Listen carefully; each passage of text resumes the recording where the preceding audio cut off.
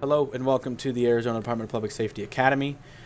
This video is going to show you how to conduct a traffic stop and a felony traffic stop. That is a 1011 and a 1011 Foxtrot. Today we are going to be pulling over a Ford F-150 on Great Ocean Highway, the bridge by Fort Zancudo. Okay, so we're going to go ahead and jump right into it and show you how to do the traffic stops. Okay. So first, when you come into traffic stop, you initiate your traffic stop. You'll end up like this, pulled over on the side of the road. I'm sure you know how to pull somebody over. When you do this, you're going to call into dispatch before you exit your vehicle. Before you do anything, you're going to call into dispatch. When you call into dispatch, you're going to say your unit number, your traffic, and continue on. Okay. So my unit number is Alpha 1, so I will call in Alpha 1 and then kill with my traffic. Okay. Alpha 1, I'm going to be on a 1011. Black four-door F-150, occupied one time. Going to be in the northbound lanes, Great Ocean Highway.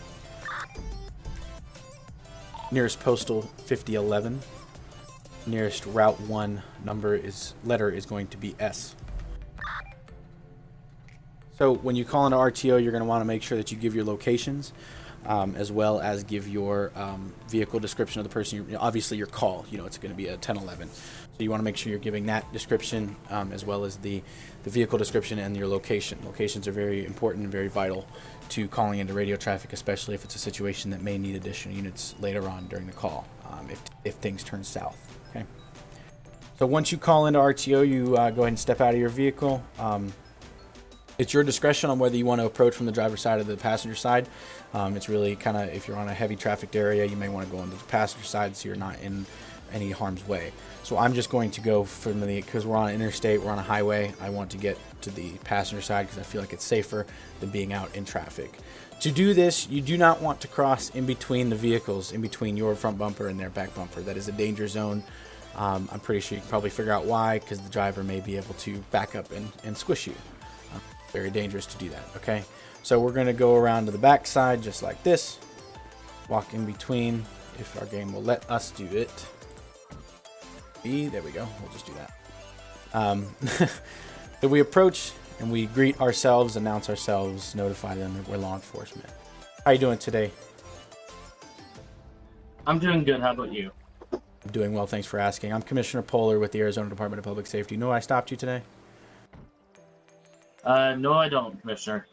Okay, so you were speeding back there going 85 and a 75, okay? Is there a reason you were going so fast? Yeah, I kind of got to get to work fast. I mean, I need that money, put food on my table for my family and my kids. Okay. All right. Do you have your driver's license, registration, proof of insurance on you? Yeah, here you go. The name's going to be Andrew Taylor. All right, man. All right, I'm going to go run your information, make sure everything comes back clean, okay? Just hold tight right here. I'll be right back, all right? All right. So you be polite as possible, be respectful, be professional when you're interacting with people on the traffic stop. Making sure that you, again, are just being professional. So you get back in your vehicle. At this point, you could open up your CAD and get that going. If it is a random, which is most likely going to be the situation that you're in, the CAD is going to be talked about further on in the training. How to actually run the CAD, how to be in the CAD and stuff like that. It's kind of pretty self-explanatory. But if you are not in the CAD, like if you are not in the CAD, or the civilian is not in the CAD, you simply just do /me runs name and database in chat. So /me runs name in CAD. What comes back?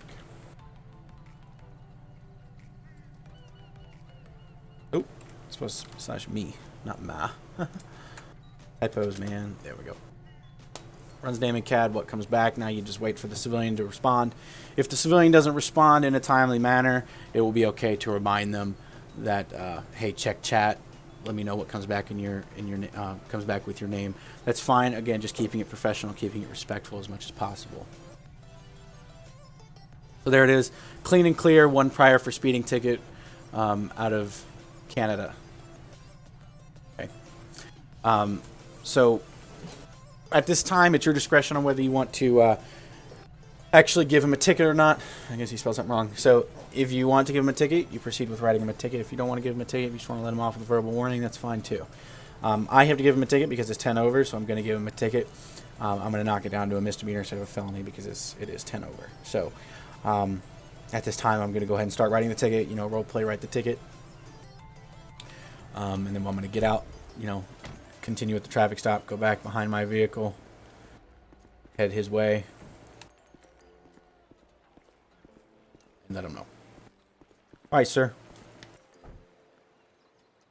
So the situation is just so you know, I am going to be writing you a citation today. I have to. You're going 10 over. I couldn't let that slide. Also, you have a prior for speeding. Okay. So at this time, I'm going to write you a ticket. Here's the ticket here. You want to go ahead and read over it, make sure everything's good. Your information-wise, make sure all the information that you have here is up to date. What's in our CAD system. Okay. Also, on the bottom, there's a pen attached to the clipboard. On the bottom, there's a line for you to sign on. It's not an admission of guilt. It's just proof that you actually received the ticket. So go ahead and sign the bottom of that ticket for me. All right. Okay. Once you sign it, I take it back from you. Okay. I'm gonna give you I'm gonna give you a copy of it. I'm also gonna attach my card. Okay. It's Commissioner Polar, the Arizona Department of Public Safety. Okay. Unit number Alpha 1. Okay. If you have any questions, comments, concerns, you can call that number or go to any local precinct, and they can get you squared away. Okay. All right. Thank you. Okay. Do you have any questions, comments, or concerns before I let you go? No, sir. Alrighty, I'm gonna get back in my vehicle. I'll tone my sirens to make sure that you're ready to go. All right. All right. Alrighty, man. Have a nice day. You too. So you get back in your vehicle. You want to make sure that they know to not, you know, peel off before you get back in your vehicle. You get back in your vehicle. You let them know that when you blip the sirens, that means they're free to go. You get back in your car. Blip your siren. That means they're free to go. All right. You want to make sure that you are clear before you enter back into traffic. You can leave your lights on. Then when you get back in traffic, turn your lights off. And then you're going to want to call into RTO and make dispatch know that you are clear off of the traffic stop. Alpha 1, my 1011 is going to be code 4. I'll be back 10-8. Simple as that. You notify the dispatch that your 1011 is code 4. You let them know that your status is back 10-8. Done and done. After that, you're done with the traffic stop. Resume normal patrol. Okay. Next part of the video, we're going to talk about 1011 Foxtrots, which is a felony traffic stop. So we'll get back to that.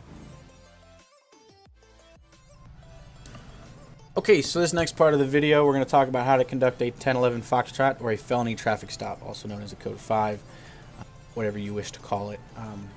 You know, we have the code of 1011 Foxtrot, which is 1011F or 1011 felony, or code 5 is more commonly used. So during this traffic stop, we're just going to start. I got his information. I ran it. It came back with a felony warrant. We're going to start from there like we just did our normal traffic stop. We're going to change up the scenario, as in I ran the license plate, or I ran the name in our CAD, and it comes back with a warrant. Okay, so we're just going to start from there in the traffic stop. Okay, so when you figure out that you need to upgrade to a 1011 Foxtrot, you're going to call into RTO requesting an additional unit. Okay, to do that, you call in like you did before, like this. Alpha 1, I'm going to be upgrading my 1011 to a 1011 Foxtrot. Going to be Great Ocean Highway northbound lanes, nearest postal 5011. Can I have one additional unit, please? You call into RTO. Somebody will respond. Charlie 1497. Charlie 14 is going to be responding to help us out.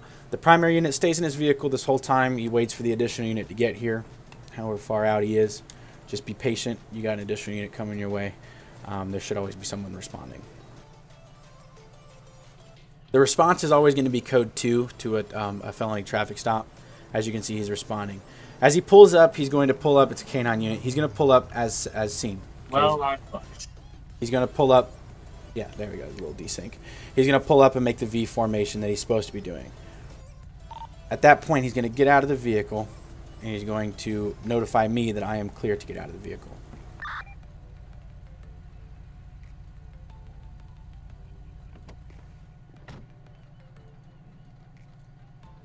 He's going to pull out a lethal firearm. He's going to notify me in game to get out. Yep, I'm clear to get out. I'm going to pull out a less lethal and have it trained on the suspect inside the vehicle. The primary unit is the only person to give instructions. Secondary unit just sits there and be quiet. Driver, with your right hand, open the door from the outside of the vehicle. Step out with your hands in the air. You give clear instructions, clear directives to the suspect. If he tries to argue with you, you continue to repeat yourself. Go into first person and walk backward toward the sound of my voice until I say stop. Walk backwards, stop. This whole time, the secondary unit keeps his firearm trained on the vehicle. You go into your F5 menu and cuff him. You drag him. You undrag him. You place him inside the back of your car. At this point, the secondary unit says, again, like I said, firearm trained on the weapon or on the suspect's vehicle because we don't know what other threats are there. You walk around. Primary unit walks around to the back side of their car to get to the passenger side because you don't go through that danger zone. Okay, you pull out your firearm, your lethal firearm. Okay, you communicate with your partner, ready to make sure that you guys are both ready to move at the same time. You ready, Clark? Ready. All right, ready? Let's move.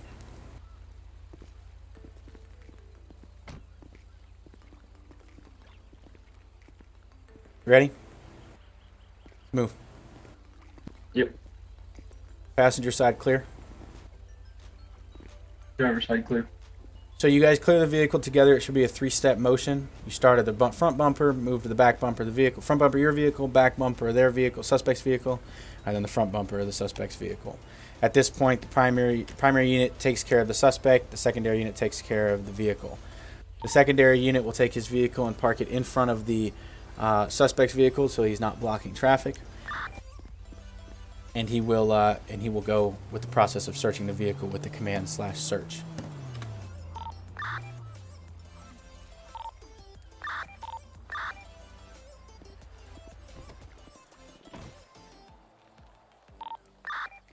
At this point, you would go ahead and continue with searching the person, conducting any type of questions, letting them know why they're getting arrested.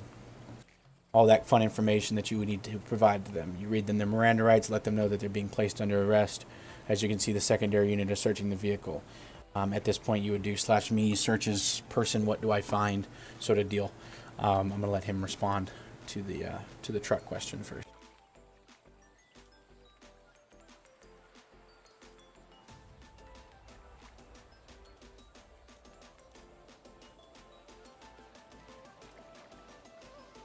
I'm going to search you, okay? Is there anything on you that's going to poke, stick, or harm me in any way? I do have my Glock 18 on my waistband.